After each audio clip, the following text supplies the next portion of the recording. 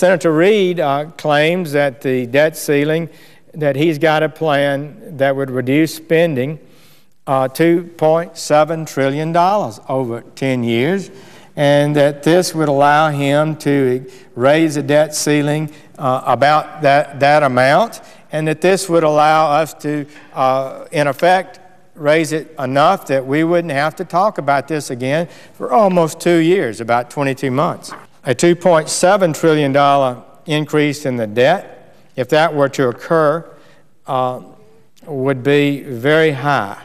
It would be a 19% increase in the current debt limit, putting the debt limit 50% higher than when President Obama took office. It would be the largest debt increase in history, the fourth debt limit increase during President Obama's tenure in office, the fourth time it's been raised. So this is not unusual. So I've warned from the beginning that if we skirted the legislative process in favor of closed-door White House meetings and so forth, we would find ourselves in the 11th hour with gimmick-filled legislation being rushed through a panic-driven Senate. This is not responsible governance from our leadership here in the Senate. As I feared and as I've just described, the Majority Leader's bill does not achieve close to the promised savings that he says it would. Far from the $2.7 trillion in cuts claimed, the true spending cuts in the proposal are closer to $1 trillion over 10 years, less than half of what was advertised, while he's asking for a nearly $3 trillion increase in the debt limit. Spending cuts next year would be only $3 billion less than the enacted amount for 2011. This falls short of the idea that a dollar in cuts should accompany a dollar in debt limit increase. Senator Reid's proposal is structured in a way that is clearly designed to further degrade and undermine the budgetary process of the United States Senate. And it allows the majority not to have to come forward and produce a budget plan. So given the late hour, rather than rush through a poorly vetted piece of legislation to provide the President the largest debt ceiling increase in history, we should pursue a more responsible approach. A short-term extension with real cuts through the immediate time period the extension covers, not 10 years down the road.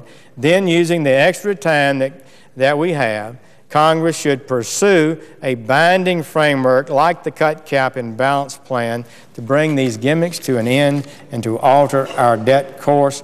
We should try the one thing we've refused to do from the beginning: open hearings, regular order, and real legislative process and public participation. Senator Reid, in his $2.7 trillion in claimed deficit reduction, about $1.2 trillion of that is savings from the war in Iraq and Afghanistan. Well, that's not ever been projected to stay at the current level of $158 billion a year for 10 years. That's an extra spending item.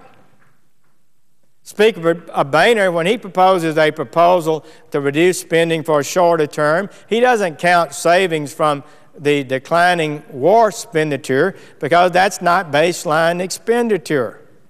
This is over $1 trillion in inaccurate estimations of spending reductions.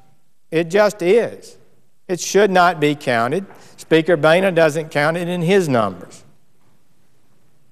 He also claims, Senator Reid does, $1.2 trillion in deficit reductions from spending caps by capping discretionary spending, that this would save $1.2 trillion.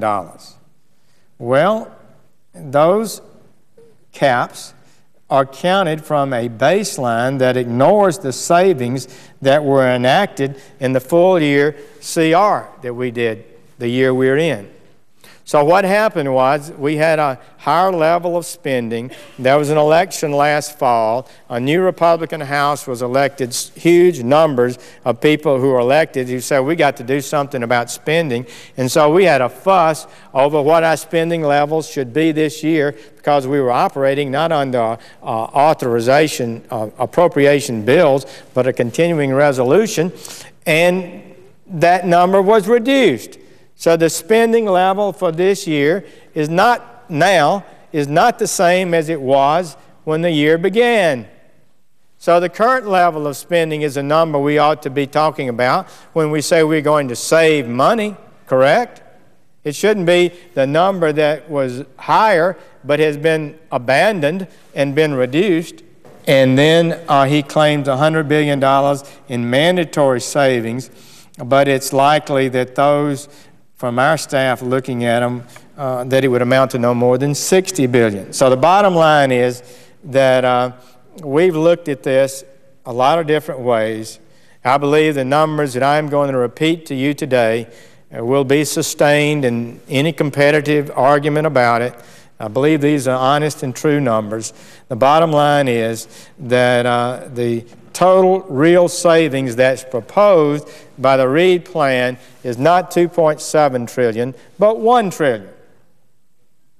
And if you do $1 trillion in savings and you raise the debt limit by $1 trillion, then that would extend to 6-8 months or so into early next year, which is, I suggest, where we ought to be. Because this amount of savings, $1 trillion, is nowhere near what we need to do to get off the debt course we're on. So the president said, a few weeks ago, well, I've got a plan that cuts $3 trillion. Well, is it like Senator Reid's $2.7 trillion plan?